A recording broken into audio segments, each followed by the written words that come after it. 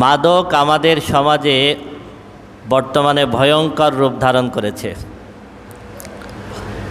বিশ্ব স্বাস্থ্য সংস্থার জরিপ মতে বাংলাদেশে ৭০ লক্ষের অধিক যুবক মাদক আসক্ত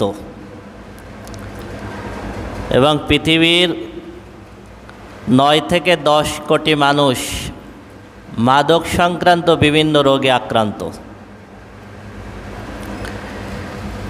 সুতরাং মাদক আমাদের যুব সমাজকে ব্যাপকভাবে গ্রাস করতেছে।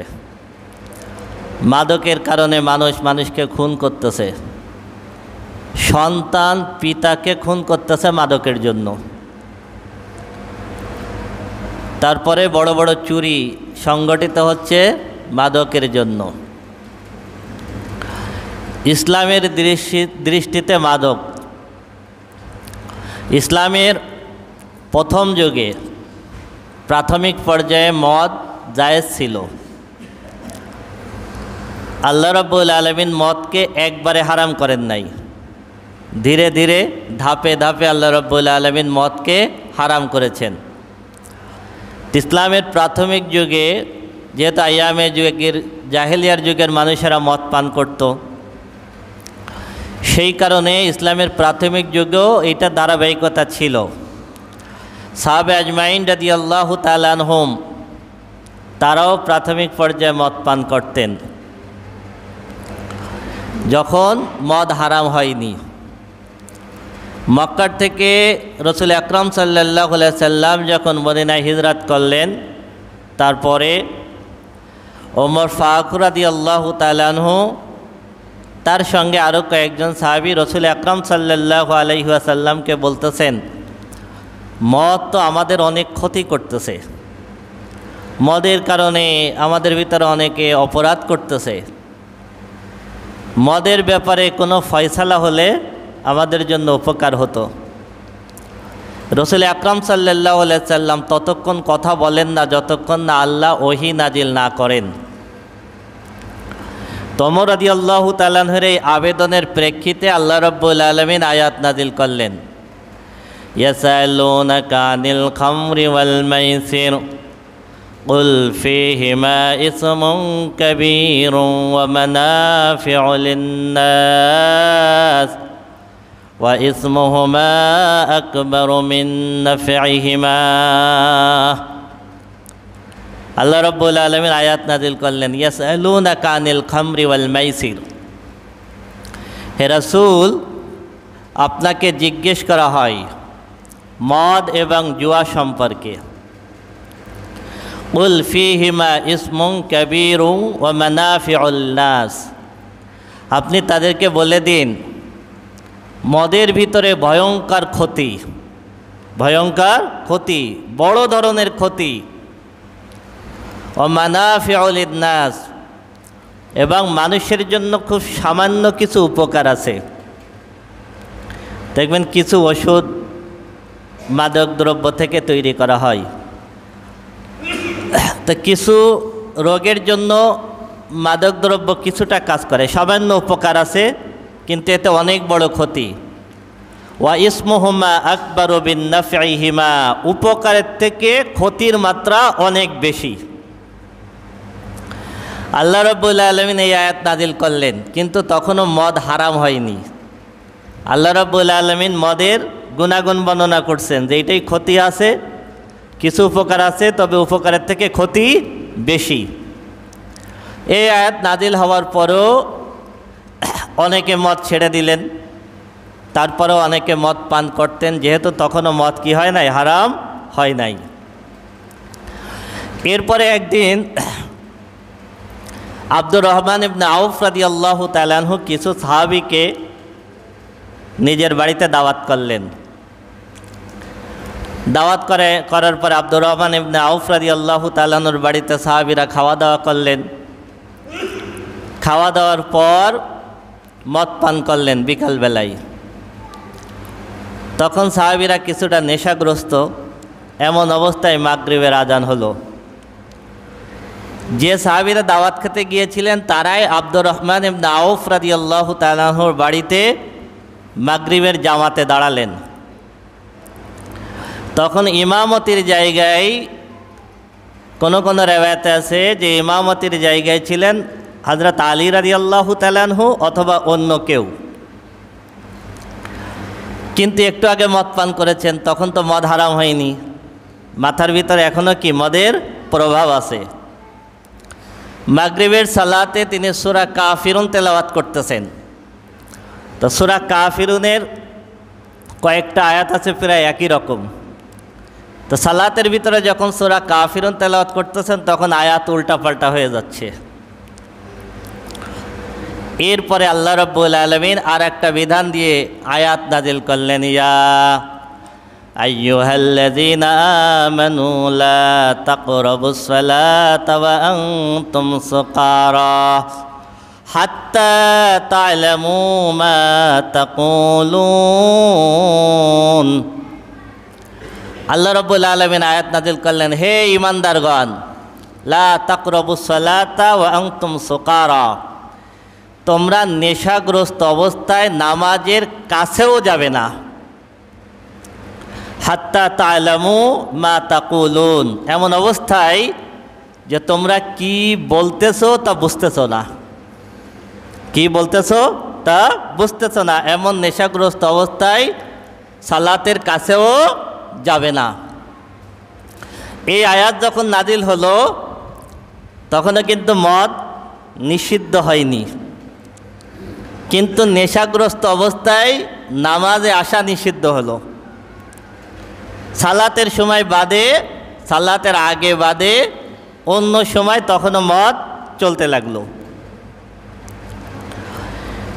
এর পরবর্তীতে একদিন আরও একজন সাহাবীর বাড়িতে দাওয়াতের অনুষ্ঠানে দাওয়াত খাওয়ার পরে সাহাবীরা অনেকে মদ পান করলেন। মদ পান করার পরে সেখানে কিছু কবিতা আবৃত্তি হচ্ছিল। সাদ বিন আবি ওয়াক্কাস রাদিয়াল্লাহু তাআলা আনহু তিনি কিছু শের পড়তেছিলেন।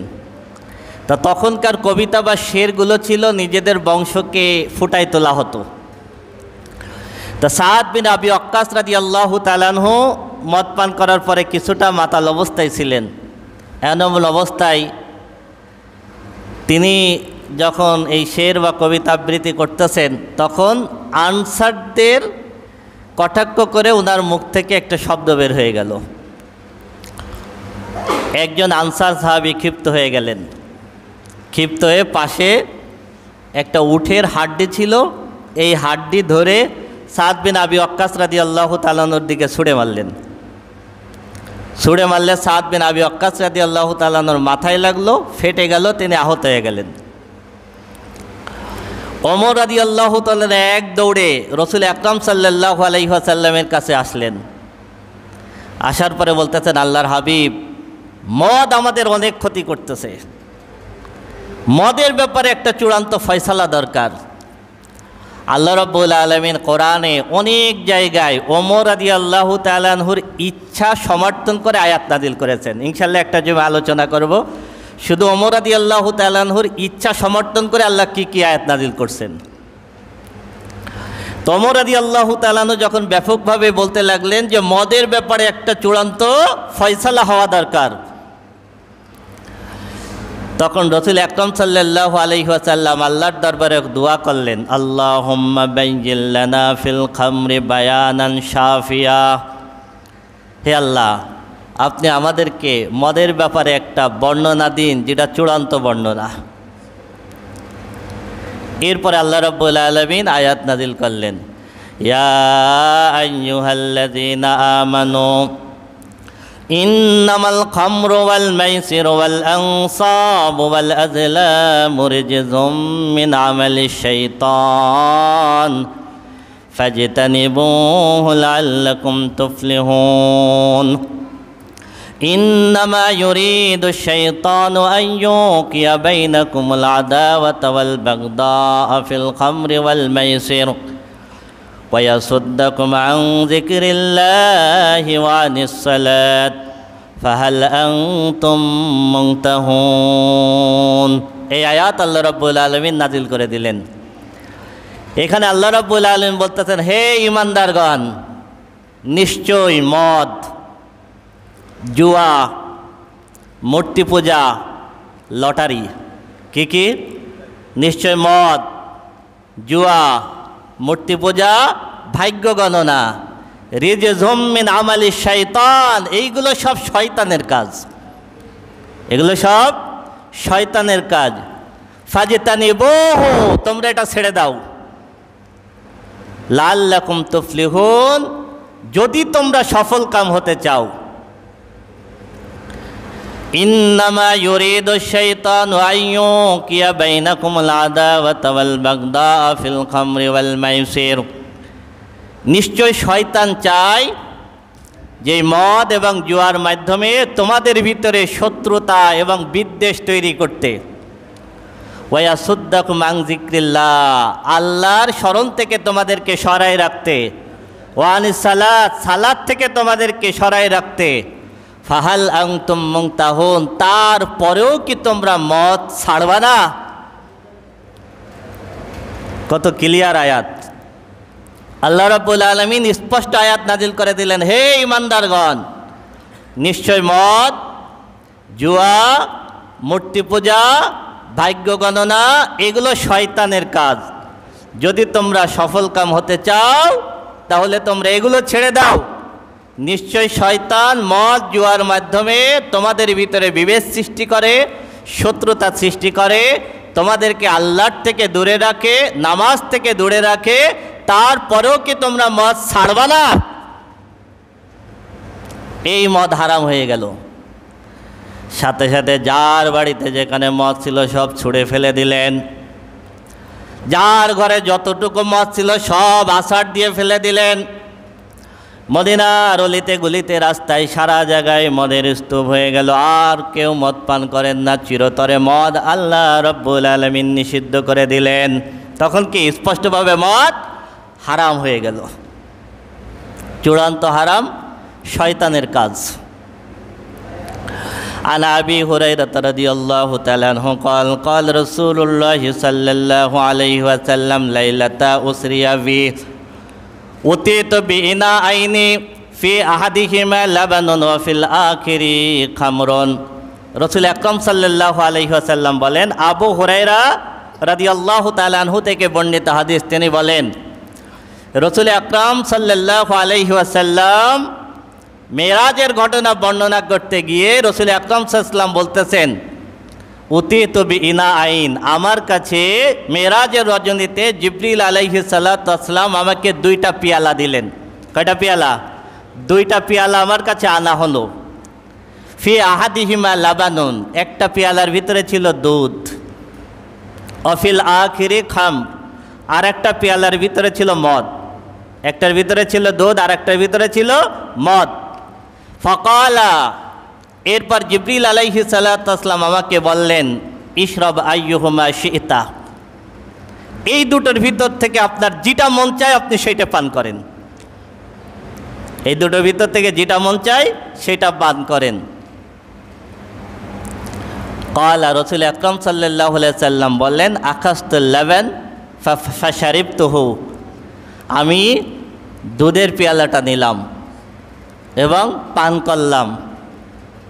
ফাকিলা, এরপর আমাকে বলা হলো, মানে জিবরিল আলাইহিস সালাতু ওয়াস সালাম আমাকে বললেন, আকাস্তাল ফিতরাতা, আপনি ফিতরাতকে গ্রহণ করেছেন। সুবহানাল্লাহ, আপনার যেটা স্বভাব সেই অনুযায়ী যেটা গ্রহণ করা উচিত আপনি সেইটা গ্রহণ করেছেন। সুবহানাল্লাহ, আপনি আল্লাহর রসুল, আপনার জন্য যেটা গ্রহণ করা স্বভাব পায় আপনি সেইটা গ্রহণ করেছেন। সুবহানাল্লাহ, আপনি সেইটা গ্রহণ করেছেন। আবা ইন্নাকা লাউ আকাস্তাল খামরা, যদি আপনি মদ গ্রহণ করতেন, যদি আপনি কি করতেন? মদ গ্রহণ করতেন। গাওয়াত উম্মাতুকা, তাহলে আপনার সমস্ত উম্মত পথভ্রষ্ট হয়ে যেত। কি হয়ে যেত? আপনি যদি মদ গ্রহণ করতেন, দুধ গ্রহণ না করে যদি আপনি মদ গ্রহণ করতেন তাহলে আপনার সমস্ত উম্মত পথভ্রষ্ট হয়ে যেত। তার মানে কি? তার মানে হলো রসুল যদি মদ পান করে তাহলে উম্মত পথভ্রষ্ট হয়। ইউনিয়নের চেয়ারম্যান যদি মদ পান করে তাহলে সেই ইউনিয়নের জনগণের কি অবস্থা হয়? কাউন্সিলর যদি মদ পান করে তাহলে সেই ওয়ার্ডের কি অবস্থা হয়? এমপি যদি মদ পান করে তাহলে সেই আসনের কি অবস্থা হয়? মন্ত্রী যদি পদ পান করে, রাষ্ট্রপ্রধানরা যদি পদ পান করে, নেতারা যদি পদ পান করে তাহলে রাষ্ট্রের কি অবস্থা হয়? তো রসুল আকরাম সাল্লাল্লাহু আলাইহি সাল্লামকে দুধ এবং মদ দুইটা দেওয়া হয়েছিল। রসুল আকরাম সাল্লাল্লাহু আলাইহি সাল্লাম গ্রহণ করেছিলেন কোনটা? দুধ, ছেড়ে দিয়েছিলেন মদ। عن أبي الدرداء رضي الله تعالى عنه قال قال رسول الله صلى الله عليه وسلم لا تشرك بالله شيئا إن كنت وحركت। আবু দারদা রাদিয়াল্লাহু তাআলা আনহু থেকে বর্ণিত, তিনি বলেন রসুল আকরাম সাল্লাল্লাহু আলাইহি সাল্লাম ইরশাদ ফরমান, লা তুশরিক বিল্লাহি শাইআ ইন কুনতা ওয়া হুররিকতা, কখনোই আল্লাহর সাথে শিরক করবে না, কখনো আল্লাহর সাথে শিরক করবেন না। ইন কুনতা ওয়া হুররিকতা, যদি তোমাকে হত্যা করা হয়, মেরে ফেলা হয়, অথবা যদি তোমাকে আগুনে জ্বালায় দেওয়া হয়, তবু আল্লাহর সাথে কাউকে শরীক করবে না। ওয়ালা তাতরুক সালাতান মাকতুবাতাম মুতাআম্মিদান, আর খবরদার কোনো অবস্থাতেই ফরজ সালাত ইচ্ছাকৃতভাবে ত্যাগ করবে না। কোনো অবস্থাতেই ফরজ সালাত ইচ্ছাকৃতভাবে ত্যাগ করবে না। মুসলমানের সালাত ত্যাগ করার কোনো সুযোগ নাই। কাজা সালাত আদায় করা যায়, কিন্তু সালাত কাজা করা যায় না। মনে হয় বুঝাইতে পারি নাই। আপনি দাঁড়ায় সালাত আদায় করতে পারতেছেন না, ইসলামের বিধান হলো বসে, বসে না পারলে শুয়ে, শুয়ে না পারলে মানে শুয়ে আছেন, এই অবস্থায় কি ইশারায়। আপনি যুদ্ধের ময়দানে ঘোড়ার পিঠে আছেন, ওই অবস্থায় ইশারায় সালাত আদায় করতে হবে। যুদ্ধের ময়দানে যুদ্ধ চলতেছে, সৈন্যরা দুই ভাগ হয়ে যাবে, 4 ওয়াক্ত সালাত থাকলে কিছু সৈন্য 2 রাকাত সালাত আদায় করবে, বাকি উরাই সাবান নিরাপত্তায় দাঁড়ালে বাকি সৈন্যরা বাকি 2 রাকাত আদায় করবে। তবু যুদ্ধের ময়দানে সালাত ত্যাগ করার সুযোগ নাই। তাহলে কাজা করার সুযোগটা কোথায়? কাজা করার সুযোগটা কোথায়? একটা মাসালায় পড়েছিলাম, এখন তো রোডঘাট সব পাকা, যারা আগের মানুষ তারা জানেন। আগে যখন বৃষ্টি হতো, রাস্তা যখন কাদা ছিল, তখন মাইলকে মাইল হাঁটু সমান কাদা ভেঙে যেতে হতো। এখন আপনি এমন কোনো কাদা রাস্তায় হাঁটতেছেন 5-7 কিলোমিটার কাদা, আসরের সময় হয়ে গেছে, আপনি কাদা পেরিয়ে সামনে যাবেন, ততক্ষণ পর্যন্ত আসরের রক্ত থাকবে না। এই অবস্থায় আপনি কি করবেন? সেখানেও মাসালা হলো, আপনি ওই অবস্থায় দাঁড়াবেন, আপনার অজু করার পানি নাই, ওই কাদা আপনি হাতে নেবেন, হাতে নিয়ে এইভাবে ডলবেন, ডলে কাদা শুকনা করবেন, শুকনা করে এই কাদা দিয়ে আপনি তায়াম্মুম করে ওই জায়গায় দাঁড়ায় সালাত আদায় করতে হবে। তবুও সালাত কাজা করার সুযোগ নাই। মুসলমান সালাত কাজা করে কিভাবে? মুসলমান সালাত কাজা করে কিভাবে? সালাত কাজা তার জন্য যে বেহুশ ছিল, রক্ত চলে গেছে, এখন সে কাজা করবে। সালাত কাজা তার জন্য ঘুমাইছিল, উঠতে পারে নাই, ফজরের সময় উঠতে পারে নাই, যখন উঠছে তখনই তার রক্ত, তখন সালাত আদায় করতে হবে। সালাত কাজা তার জন্য যে পাগল ছিল, সালাত আদায় করতে পারে না, এখন সুস্থ হয়েছে, তখন তার জন্য কাজা আদায় করতে হবে। স্বাভাবিকভাবে সালাত ইচ্ছাকৃতভাবে কাজা করার কি নাই? সুযোগ নাই। লা তাতরুক সালাতান মাকতুবাতান মুতাআম্মিদা মান তারাকাহা মুতাআম্মিদান, যেই ব্যক্তি ইচ্ছাকৃতভাবে সালাত ছেড়ে দিল, ফাকাদ বারিয়াত মিন জিম্মাতিল্লাহ, সে আল্লাহর নিরাপত্তার থেকে বের হয়ে গেল। মানে আল্লাহ তার কোনো জিম্মাই নাই, আল্লাহ তার কোনো কি নাই? জিম্মাই নাই।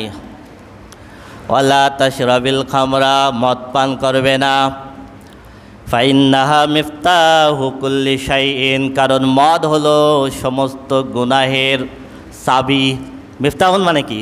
চাবি। মানুষ নেশাগ্রস্ত অবস্থায় সব ধরনের অপরাধ করতে পারে। মানুষ নেশাগ্রস্ত অবস্থায় সব ধরনের অপরাধ করতে পারে। এই জন্য এটা হলো অপরাধের চাবি, এটা হলো অপরাধের চাবি। আল্লাহ রাব্বুল আলামিন 2জন ফেরেশতাকে পাঠিয়েছিলেন পৃথিবীতে, ওমা উনজিলা আলাল মালাকাইনি বিবাবিল হারুত ওয়া মারুত। সুলাইমান আলাইহিস সালামের ঘটনা আলোচনা করতে গিয়ে আল্লাহ রাব্বুল আলামিন বর্ণনা করেছেন, ফেরেশতারা বলতো, আল্লাহ কি জাতি সৃষ্টি করেছো, তারা গুনার কাজ করে, আমরা তো গুনাহ করি না। কারণ আল্লাহ তো ফেরেশতাদেরকে গুনাহ করারই ক্ষমতা দেন নাই, গুনাহ করারই ক্ষমতা দেন নাই। মানুষকে গুনাহ করার ক্ষমতা দিয়েছেন, থাকা সত্ত্বেও, গুনাহ করার ক্ষমতা থাকা সত্ত্বেও যেই বান্দা গুনাহ করে না তার মর্যাদা ফেরেশতাদের থেকে বেশি। কারণ ফেরেশতাদের তো গুনাহ করার ক্ষমতা আল্লাহ দেন নাই। যাকে আল্লাহ অন্ধ করেছেন সে যদি বলে আমি কোনোদিন চোখের গুনাহ করি নাই, এটা তার কোনো ক্রেডিট না। আল্লাহ রাব্বুল আলামিন দুইজন ফেরেশতাকে মানুষের আকৃতি দিয়ে, মানুষের গুণাবলী দিয়ে বাবেল শহরে পাঠিয়েছিলেন, আর বলেছিলেন তোমাদের মূল কাজ হলো সুলাইমান আলাইহিস সালামের সময় অনেক জাদুর প্রভাব ছিল। মানুষ জাদু আর মুজিজা এটা পার্থক্য করতে পারত না। এই দুই ফেরেশতার কাজ ছিল, হারুত এবং মারুত, দুই ফেরেশতার কাজ ছিল মানুষকে কোনটা মুজিজা আর কোনটা জাদু এটা বোঝানো। যে সুলাইমান আলাইহিস সালাম যেটা দেখান এটা হলো মুজিজা, আর জাদুকররা যেটা দেখায়, জিনরা যেটা দেখায় এটা হলো কি জাদু। জিন এবং শয়তান সম্পর্কে ইনশাআল্লাহ আল্লাহ তৌফিক দিলে আগামী জুমার থেকে আলোচনা করব। জিন শয়তান তাদের মিশন কি, শয়তান থেকে বাঁচার উপায় কি, হয়তো একাধিক জুমা লাগবে। তা এই দুইজন ফেরেশতাকে আল্লাহ রাব্বুল আলামিন পাঠালেন মানুষের সুরাত দিয়ে, মানুষের গুণাবলী দিয়ে। পৃথিবীতে আসার পর জোহরা নামে একজন নারীর প্রেমে পড়ে গেল এই দুইজন, কারণ আল্লাহ তাদের গুনাহ করার ক্ষমতা দিলেন। এরপরে যখন তাকে প্রস্তাব দিল, সেই নারী তখন প্রথম শর্ত দিল, আমাকে পেতে হলে আল্লাহর সাথে শিরক করতে হবে। তারা রাজি হলেন না। দ্বিতীয় নম্বর প্রস্তাব দিল, তাহলে মানুষ হত্যা করতে হবে, তখনও দুইজন রাজি হলেন না। তৃতীয় প্রস্তাব করলো যে মদ পান করতে হবে। কি করতে হবে? মদ পান করতে হবে। তারা দুইজন এইটাকে ছোট অপরাধ মনে করে মদ পান করলো। এই মাতাল অবস্থায় মানুষও হত্যা করলো। পরে যখন নেশা কেটে গেল আল্লাহর কাছে তাওবা করলো। আল্লাহ রাব্বুল আলামিন তাদেরকে বললেন, তোমাদের এই অপরাধের শাস্তি হবে। শাস্তিকে আখিরাতে নিবে নাকি দুনিয়ায় নিবে? অনেকগুলো তাফসিরের ভিতরে এসেছে তারা দুনিয়াতে শাস্তি চেয়েছিলেন। আল্লাহ রাব্বুল আলামিন দুনিয়াতেই কোনো একটা অন্ধকার কূপের ভিতরে তাদের পা উপরের দিকে দিয়ে ঝুলাই রেখেছেন। তো যে কথার জন্য আমি এইটা নিয়ে আসলাম সেটা হলো, এই যে অপরাধে তারা জড়িত হলো কিসের কারণে? মদের কারণে। মদের কারণে। উসমান রাদিয়াল্লাহু তাআলা আনহু থেকে একখানা হাদিস, উসমান রাদিয়াল্লাহু তাআলা আনহু সাহাবীদের সামনে নসিহত করতেছেন। নসিহত করতে গিয়ে উসমান রাদিয়াল্লাহু তাআলা আনহু বলতেছেন, মদ ছেড়ে দাও। তোমাদের আগে একজন বুজুর্গ ছিল, পূর্বের জামানায় একজন বুজুর্গ ছিল, খুব একজন আবেদ ব্যক্তি ছিল, ইবাদত বন্দেগি করত, মানুষের থেকে দূরে থাকতো। একজন নারী তার প্রেমে পড়ল, তাকে খুব পছন্দ করলো, অনেক ফুসলালো, কিন্তু কোনো অবস্থা থেকে তাকে আয়ত্তে আনতে পারলো না। এরপর একদিন ওই আবেদ ব্যক্তিকে ওই নারী তার বাড়িতে দাসীর মাধ্যমে দাওয়াত করলো। যখন দাওয়াত করলো, বাড়িতে আসলো, তখন দরজা আটকাই ফেললো। আটকাই ফেলার পরে ওনার আর বের হওয়ার কোনো সুযোগ নাই। তখন ওই নারী তাকে বলল, বের হতে পারো। একটা ছোট্ট বাচ্চাকে দেখাই দিয়ে বলল যে একে হত্যা করতে হবে। সে রাজি হলো না। নাসাই শরীফের ভিতরে হাদিস আছে। সে কি হলো না? রাজি হলো না। দ্বিতীয় প্রস্তাব দিল, আমার সঙ্গে জেনা করতে হবে। তিনি রাজি হলেন না। তৃতীয় প্রস্তাব দিল, তোমাকে ছেড়ে দেবো, মদ পান করতে হবে। মদকে হালকা মনে করে উনি মদ পান করলেন। নেশাগ্রস্ত অবস্থায় বললেন, আরও মদ দাও। উসমান রাদিয়াল্লাহু তাআলা এইভাবে বর্ণনা করেছেন, আরও মদ দাও। আরও যখন মাতাল হলো, তারপরে ওই নারীর সঙ্গে জেনা করলো। এতটুক বর্ণনা করে উসমান রাদিয়াল্লাহু তাআলা বলতেছেন, খবরদার, মদের থেকে সাবধান। ফাইন্নাহা মিফতাহু কুল্লি শাইইন। এই হাদিসের ব্যাখ্যায় এই হাদিস রেফারেন্স হিসেবে আসে যে মদ হলো সমস্ত অপরাধের চাবি। এরপরে ওসমান রাদিয়াল্লাহু তাআলা বললেন, কোনো মুসলমানের অন্তরে ঈমান আর মদ একসাথে থাকতে পারে না। তার মানে যদি মদ থাকে তার ভিতরে ঈমান থাকে না। عن أبي هريرة رضي الله تعالى عنه قال قال رسول الله صلى الله عليه وسلم لا يزني الزاني حين يزني وهو مؤمن ولا يسرق السارق حين يسرق وهو مؤمن ولا يشرب الخمر حين يشربها وهو مؤمن أو كما قال النبي صلى الله عليه وسلم। আবু হুরায়রা রাদিয়াল্লাহু তাআলা আনহু থেকে বর্ণিত হাদিস, তিনি বলেন রাসূল আকরাম সাল্লাল্লাহু আলাইহি ওয়াসাল্লাম বলেন লা ইয়াজনি জানি হিনা ইয়াজনি ওয়া হুয়া মুমিন, কোন জেনাকারী জেনা করে না এমন অবস্থায় যে তার ভিতরে ঈমান আছে। তার মানে যখন জেনা করে তখন তার ভিতরে কি থাকে না? ঈমান থাকে না।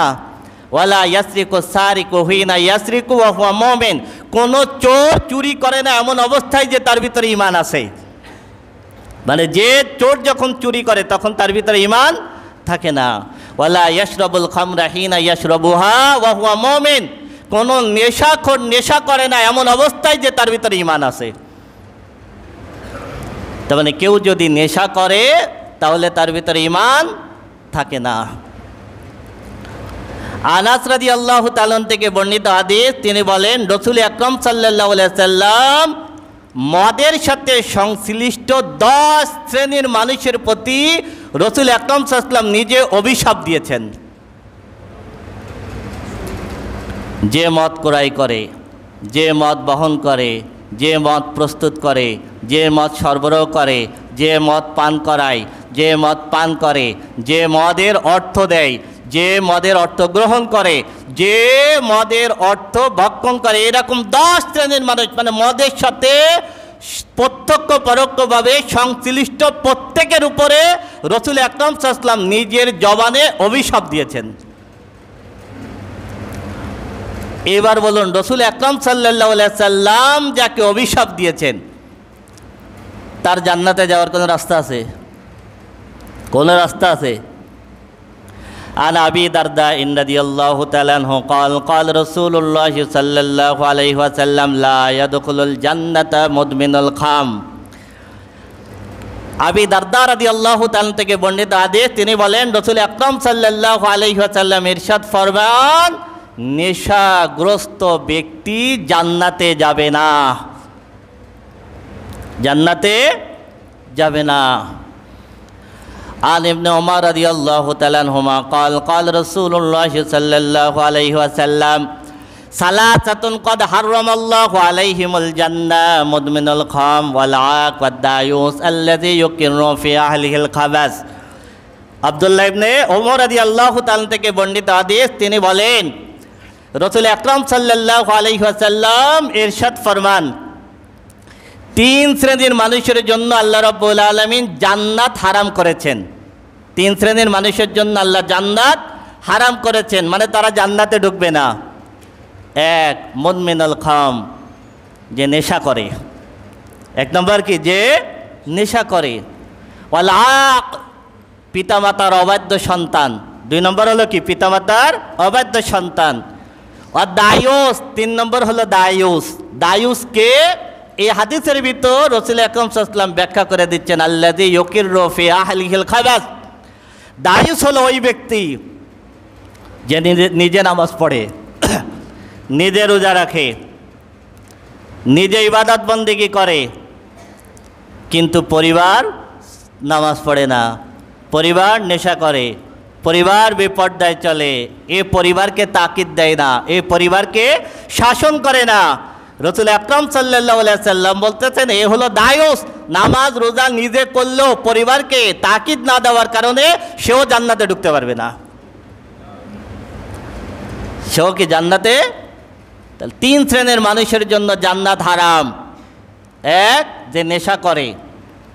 2 নম্বর পিতামাতার অবাধ্য সন্তান। আর 3 নম্বর হলো কি? দায়ুস, যে পরিবারের খারাপ কাজকে, অপরাধকে, অশ্লীল কাজকে স্বাভাবিক চিত্তে মেনে নেয়। عن عمران بن حسين رضي الله تعالى عنه قال قال رسول الله صلى الله عليه وسلم إن لهذه الأمة قذف ومسك وقذف فقال رجل من المسلمين يا رسول الله متى وذاك قال إذا زارت القينات والمعازف وشربت الخمر أو كما قال النبي صلى الله عليه وسلم। হযরত ইমরান ইবনে হুসাইন রাদিয়াল্লাহু তাআলা আনহু থেকে বর্ণিত হাদিস, তিনি বলেন রাসূল আকরাম সাল্লাল্লাহু আলাইহি সাল্লাম বলেন, এই উম্মতের জন্য ভূমিকম্প আছে, এই উম্মতের জন্য চেহারা বিকৃতি আছে, এই উম্মতের জন্য পাথরের বৃষ্টি আছে। ফাকাল রাজুলুম মিনাল মুসলিমিন ইয়া রাসূলুল্লাহ মাতা যাকা। একজন সাহাবী দাঁড়াই বললেন, আল্লাহর হাবিব, সেটা কখন, সেটা কখন? একটা সময় রাসূল আকরাম সাল্লাল্লাহু আলাইহি ওয়াসাল্লাম বলতেছেন যে আল্লাহ বেশি বেশি ভূমিকম্প দেবেন, মানুষের চেহারা বিকৃত হবে। অন্য হাদিসের ভিতরে আছে মানুষের চেহারা বিকৃত হয়ে বানর এবং শূকরের মতো হয়ে যাবে, আল্লাহ পাথরের বৃষ্টি নাজিল করবেন। একজন সাহাবী জিজ্ঞেস করলেন, আল্লাহর হাবিব, এটা কখন? তখন রাসূল আকরাম সাল্লাল্লাহু আলাইহি ওয়াসাল্লাম বললেন, ইজা যাহারাতিল কায়নাত ওয়াল মাআজিফ, এক, যখন নারীরা গান গাবে। এক নম্বর কি? যখন নারীরা গান গাবে। নাম্বার দুই, যখন বাদ্যযন্ত্র বেড়ে যাবে। এখন গজলেও বাজনা বাজায়, নাউজুবিল্লাহ, গজলেও এখন পরিপূর্ণ হারাম, পরিপূর্ণ হারাম। যখন বাজনা হবে, যখন নারীরা গান গাবে, অশরিবাতিল খুমুর, যখন নেশা বেড়ে যাবে, যখন কি হবে? নেশা বেড়ে যাবে, তখন আল্লাহ ভূমিকম্প দেবেন, চেহারা বিকৃত করে দেবেন, পাথরের বৃষ্টি নাজিল করবেন। আল্লাহ হিফাজত করুন, অপেক্ষায় থাকেন। عن عبد الله بن عمرو رضي الله تعالى عنه قال قال رسول الله صلى الله عليه وسلم من شرب الخمر لا تقبل له صلاة 40 صباحا। হযরত আব্দুল্লাহ ইবনে আমর রাদিয়াল্লাহু তাআলা আনহু বলেন, রাসূল আকরাম সাল্লাল্লাহু আলাইহি সাল্লাম ইরশাদ ফরমান, যেই ব্যক্তি মদ পান করে, নেশা করে, লাম তুকবাল লাহু সালাতুন 40 সাবাহান, ওই ব্যক্তির 40 দিনের কোনো সালাত আল্লাহ রাব্বুল আলামিন কবুল করেন না। কয় দিন? 40 দিন। ওয়াইন মাতা ইয়াদখুলুন নার, এই অবস্থায় যদি সে মারা যায়, সে জাহান্নামী। ফাইন তাবা তাবাল্লাহু আলাইহি, এই 40 দিনের ভিতরে যদি তাওবা করে, আল্লাহ রাব্বুল আলামিন তার তাওবা কবুল করবেন। ওয়াইন আদা ফাশরিবাল খামরা, এরপরে যদি আবার সে মদ পান করে, লাম তুকবাল লাহু সালাতুন 40 সাবাহান, তাহলে ওই ব্যক্তির 40 দিনের কোনো ইবাদত আল্লাহর দরবারে কবুল হবে না। ওয়াইন মাতা দাখালান নার, এই অবস্থায় যদি মারা যায় ওই ব্যক্তি জাহান্নামী। ফাইন তাবা তাবাল্লাহু আলাইহি, এরপরেও যদি তাওবা করে, আল্লাহ তাকে তাওবা মাফ করে দেবেন, আল্লাহ তাকে তাওবা কবুল করবেন। ওয়াইন আদা ফাশরিবাল খামরা লাম তুকবাল লাহু সালাতুন 40 সাবাহান, এরপরে 3 নম্বর বার যদি সে নেশা করে, তাহলে 40 দিন তার কোনো ইবাদত আল্লাহর দরবারে কবুল হবে না। এই অবস্থায় যদি মারা যায়, তাহলে ওই ব্যক্তি জাহান্নামী। ফাইন তাবা তাবাল্লাহু আলাইহি, তাওবা করলে আল্লাহ তাওবা কবুল করবেন।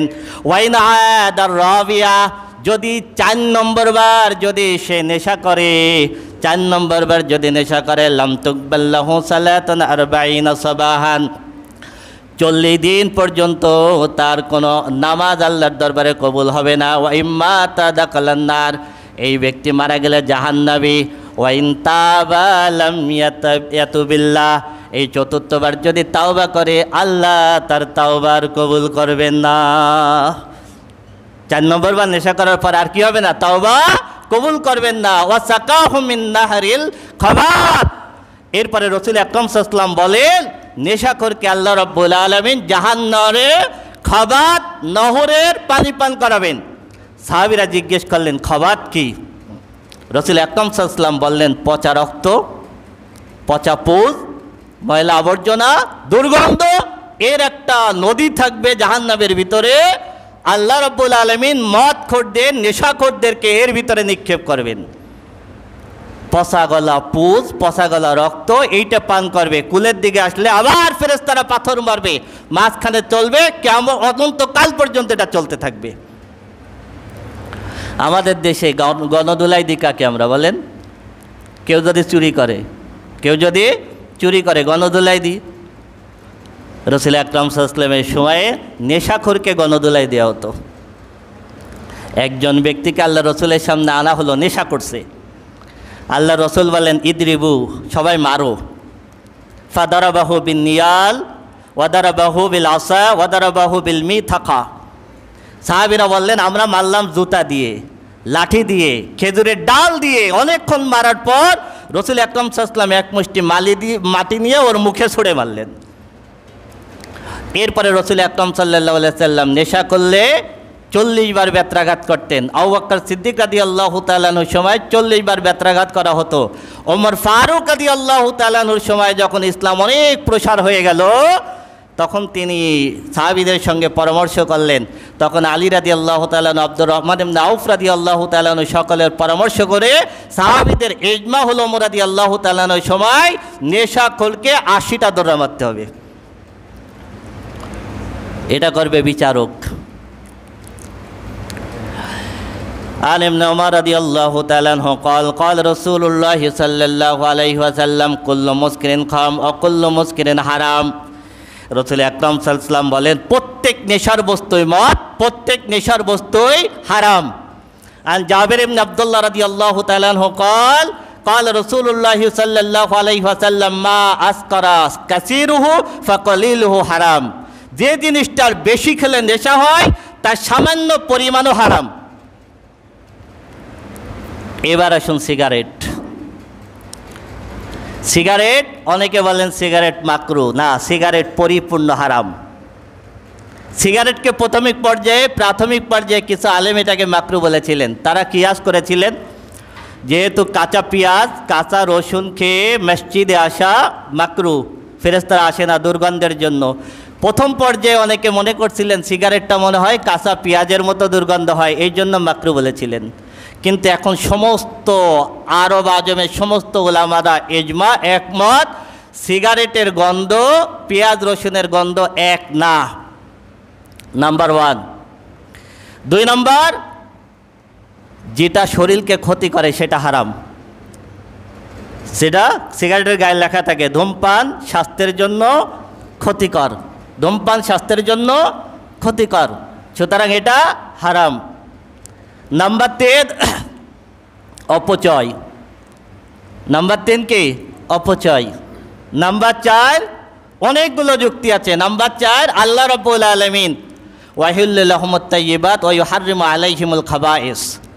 আল্লাহ বললেন তাদের জন্য উত্তম খাবারকে হালাল করা হয়েছে আর খবিস খারাপ খাবারকে হারাম করা হয়েছে। এইবার আপনি বলেন সিগারেট উত্তম খাবার নাকি খারাপ খাবার? আমি একটা এক্সাম্পল দিই। মসজিদে বসে সিগারেট খেতে পারবেন? তো যেটা মসজিদে বসে খাওয়া যায় না সেটা ভালো খাবার হয় কী করে? বরং সিগারেট হলো এমন একটা খাবার যেটা এমন জায়গায় খাওয়া যায় যেখানে শূকরের গোস্ত খাওয়া যায় না, টয়লেটের ভিতরে বলেন, আর কোনো খাবার খাওয়া যায় না, শুধু সিগারেট খাওয়া যায়। তার মানে এর থেকে নিকৃষ্ট কোনো খাবার আছে?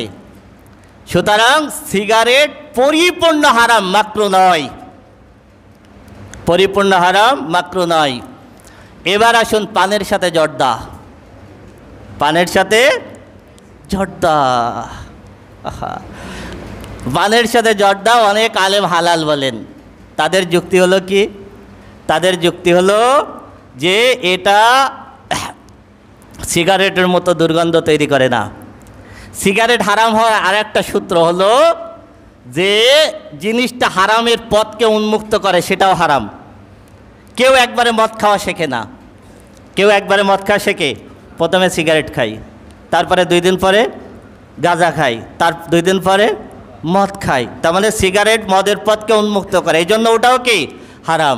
এখন আলেমরা বলতে চাচ্ছে যে পানের সাথে জর্দা এটা তো মদের পথকে উন্মুক্ত করে না, কিন্তু অনেক জমহুর উলামা এটাকে বলেন যে এটা হারাম। কেন? আপনি কয়টা যুক্তি দিয়ে দেখেন।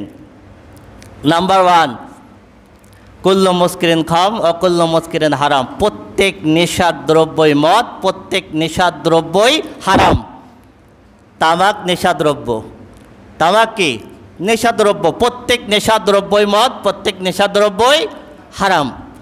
এরপরে যে হাদিসটা আমি বললাম, আন জাবির ইবনে আব্দুল্লাহ রাদিয়াল্লাহু তাআলা আনহু ক্বালা রাসূলুল্লাহ সাল্লাল্লাহু আলাইহি ওয়াসাল্লাম মা আসকারা কাসীরুহু ফাকালিলুহু হারাম, যেটার বেশি খেলে নেশা হয় তার সামান্যতম হারাম। এবার যিনি বলবেন এটা জায়েজ, তারে 1 কোটা জর্দা খাই দেবেন। বুঝাইতে পারি নাই? যেটা বেশি খেলে নেশা হয় তার 1 চুল পরিমাণ খাওয়া হারাম। এরপরে যিনি বলবে জর্দা খাওয়া হালাল, তাকে 1 কোটা খাওয়াই দেবেন। দেখেন কি অবস্থা হয়। আর তামাক হলো খবিস খাবার। আল্লাহ রাব্বুল আলামিন খবিস খাবার হারাম করেছেন, উত্তম খাবার হালাল করেছেন। তামাক হলো খবিস খাবার, এমন একটা জিনিস তামাক যে দেখবেন কয়েকশো বিঘা তামাকের ক্ষেত, ওর কোনো বেড়া লাগে না। কারণ কোনো গরু, ছাগল, কুত্তা, বিড়াল কেউ তামাকের খেতে যায় না, কেউ তামাকের খেতে যায় না। এটা আপনি জায়েজ বানালেন কি করে?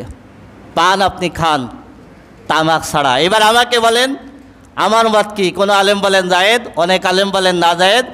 আমার কথা হলো, আমার মত যদি জিজ্ঞেস করেন, আমার স্পষ্ট কথা হলো হারাম দ্রব্য ন্যূনতম হারাম পানের সাথে খান আর ভাতের সাথে খান। পানের সাথে খান আর ভাতের সাথে খান, হারাম হারাম। عن أبي مالك الأشعري رضي الله تعالى عنه قال قال رسول الله صلى الله عليه وسلم لا يشربن ناس من أمتي لا يشربن ناس من أمتي الخمر। রাসূল আকরাম সাল্লাল্লাহু আলাইহি সাল্লাম বলেন, আমার উম্মতের ভিতরে কিছু মানুষ মদ খাবে, ইউসাম্মুনাহা বিগাইরি ইসমিহা, কিন্তু সেটাকে মদ নামে বলবে না। কি বললাম? নেশা করবে, নেশা দ্রব্য খাবে, কিন্তু সেটাকে কি বলবে না? মদ বলবে না। তার মানে মদ খাবে নাম দেবে সিগারেট, মদ খাবে নাম দেবে বিড়ি, মদ খাবে নাম দেবে গুল, মদ খাবে নাম দেবে জর্দা। তাহলে আমি যদি বলেন এটা না, আমি এই হাদিসটা ব্যাখ্যা করে দেন। রাসূল আকরাম সাল্লাল্লাহু আলাইহি ওয়াসাল্লাম বললেন মদ খাবে নাম দেবে অন্য, সেটা কি? মদ খাবে নাম দেবে অন্য, সেটা কি? عن أبي هريرة رضي الله تعالى عنه قال last hadith عن أبي هريرة رضي الله تعالى عنه قال قال رسول الله صلى الله عليه وسلم إن الله حرم الخمر وثمنها وحرم الميتة وثمنها وحرم الخنزير وثمنها أو كما قال النبي صلى الله عليه وسلم। আবু হুরায়রা রাদিয়াল্লাহু তাআলা আনহু থেকে বর্ণিত হাদিস, রাসূল আকরাম সাল্লাল্লাহু আলাইহি ওয়াসাল্লাম বলেন, আল্লাহ রাব্বুল আলামিন মদকে হারাম করেছেন, মদ বিক্রয়ের মূল্যকে হারাম করেছেন। আল্লাহ রাব্বুল আলামিন মৃত প্রাণীকে হারাম করেছেন, এর মূল্যকে হারাম করেছেন। আল্লাহ রাব্বুল আলামিন শুকরকে হারাম করেছেন, এর বিকৃত মূল্যকে আল্লাহ রাব্বুল আলামিন হারাম করেছেন। আপনি শুকর খান না, শুকর বিক্রি করা অর্থ হারাম। আপনি মরা প্রাণী খান না, আপনার ফার্ম আছে, মুরগি মরে আছে, হোটেলে গিয়ে আপনি বিক্রি করে দিয়ে আসলেন, অন্য মানুষ খাইলো, এই হারাম বক্ষণ করে তারা যেরকম পাপী হলো, আপনি অর্থ বক্ষণ করে একই রকম হারাম বক্ষণ করলেন। অনেক ভাই আছেন ইন্নাল্লাহ হাররামাল খামরা ওয়া সামানাহা, অনেক ভাই আছে সিগারেট খান না, বিড়ি খান না, জর্দা খান না, বিক্রি করেন, বিক্রি করেন। ইন্নাল্লাহ হাররামাল খামরা ওয়া সামানাহা, আল্লাহ রাব্বুল আলামিন নেশাকে যেমন হারাম করেছেন, নেশা জাতীয় দ্রব্য বিক্রি করার মূল্য ভক্ষণ করাকে অনুরূপ হারাম করেছেন। তার মানে ওইটা খাওয়া যেমন হারাম, ওইটা বিক্রি করা অর্থ একই রকম হারাম। আল্লাহ রাব্বুল আলামিন আমাদের উপলব্ধি করার তৌফিক দেন।